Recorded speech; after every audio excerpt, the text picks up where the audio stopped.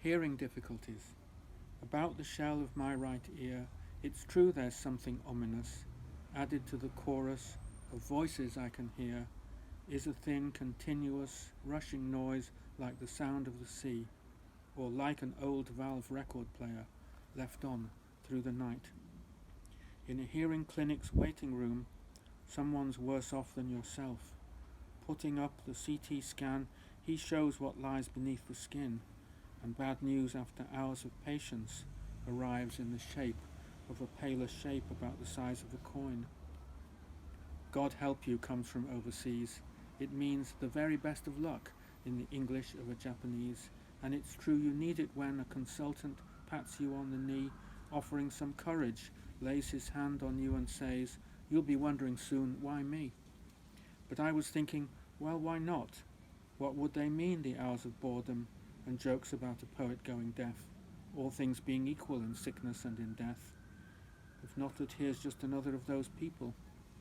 So when you tell him we're getting a divorce, letting him know as a matter of course, he replies, "It never rains, but it pours." So that was a poem I wrote about 30 years ago, around the time I was diagnosed with a benign brain tumour. And here, as from the archives, is a letter that was recently returned to me by Juliet Tomlinson, the daughter of the British poet Charles Tomlinson, who was going through his papers to deposit them. And she came across this one, which is dated the 5th of May 1993 and sent from my parents' address in Liverpool. Dear Charles, Professor Suzuki sent me recently a photocopy of your poem Zipangu, which he had received from Miss Asano at the British Council. I was very taken to read part 4, Yamadera, and thought you might like to see the poem that came to me from the same outing. It's to be published, I think, in a Festschrift for Professor Suzuki, hence the U. Some of our details vary, but there are curious similarities too. I was inspired to revise it recently by a concert of 15 haiku by Basho in Parma, and my version as epigraph is a literal translation of an Italian version. While there, I also came across a book called Per Vittorio Sereni, with an uncollected poem by Attilio Bertolucci dedicated to Sereni. What news of your Blood Axe book? I'd very much like to do a review of it when it comes out. I'm in England just at the moment because I'm just about to have an operation for a benign brain tumour. I started to have the symptoms about the time of Hakone, in fact. They expect me to be able to return to work in the autumn. I hope so. Have you been doing a great deal of travelling? Please give my regards to Brenda. I hope you are both well and enjoying your retirement. Have you been able to get any further about a volume of your essays? I'll be at the above address until at least mid-July, when I hope to spend a couple of months recuperating around Lake Garda. But first there's the operation to get through. It would be good to hear some of your news and about the Bertolucci translations. I can make some attempts to place a review once I'm feeling up to it. By the way, my favourite of your Zipangu sequence is the heron, with its unexpected rhyme at the close. Yours, Peter Robinson.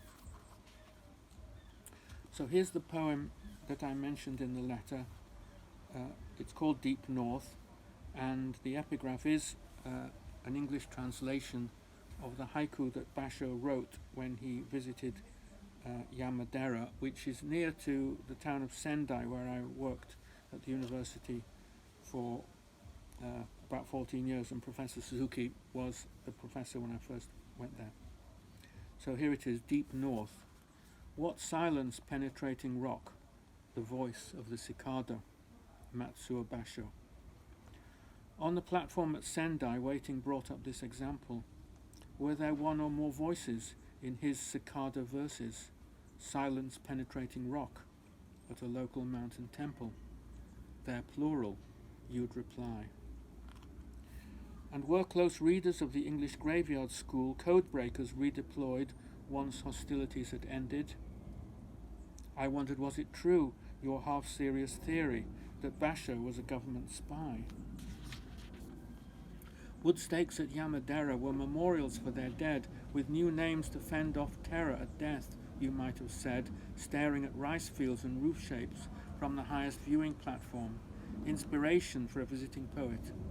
But I would be obliged to wait, let sound sink into stone.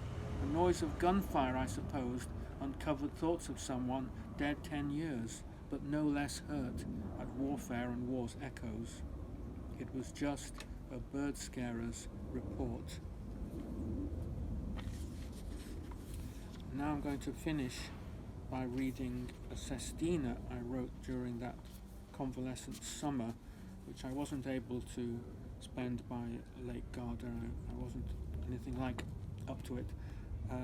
It's called Convalescent Days, and it's dedicated for the friends, that's to say Carol and Richard Friend, who hosted me for some of the time after I immediately came out of hospital.